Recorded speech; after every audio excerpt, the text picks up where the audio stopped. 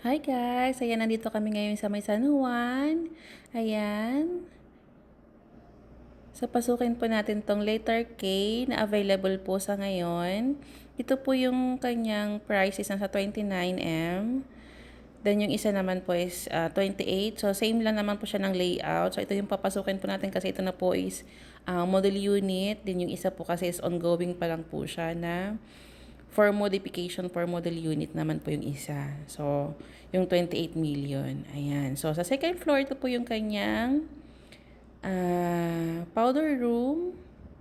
Ayan. Then, ito po yung kanyang living and dining area and the kitchen area. Ayan.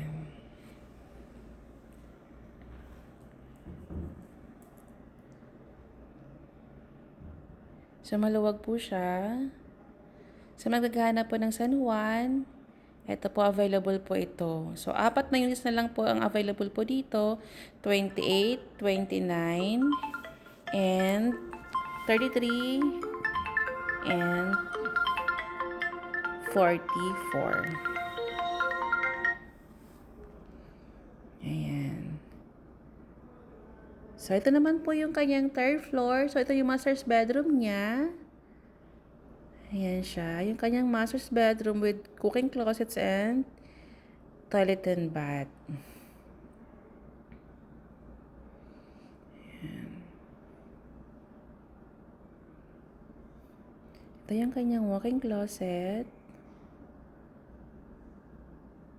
Itong unit na to is available po siya.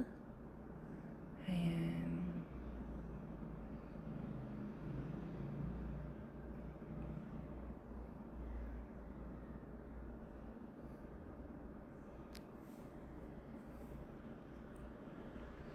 Then, akit po tayo sa 4th floor.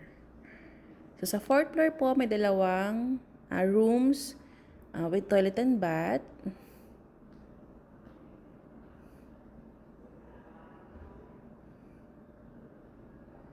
Ayan.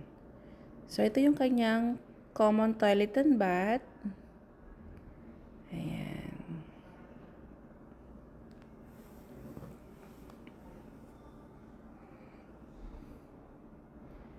Ito naman po yung kanyang isang room. Ayan.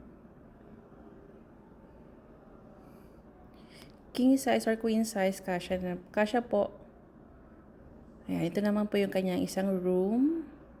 With closets na po yan. Ayan. So, sa taas naman po is may attic po tayo for the maid's room. Ayan. Sa mga naghanap po ng San Juan, tara po, sa likod lang po ito ng City Hall ng San Juan. Tara po, i-house tour ko po kayo dito. Maraming salamat po sa panonood ng aking vlog. Ayan, Balay Home. This is Geraldine Del Rosario ng Balay Home po. Salamat po.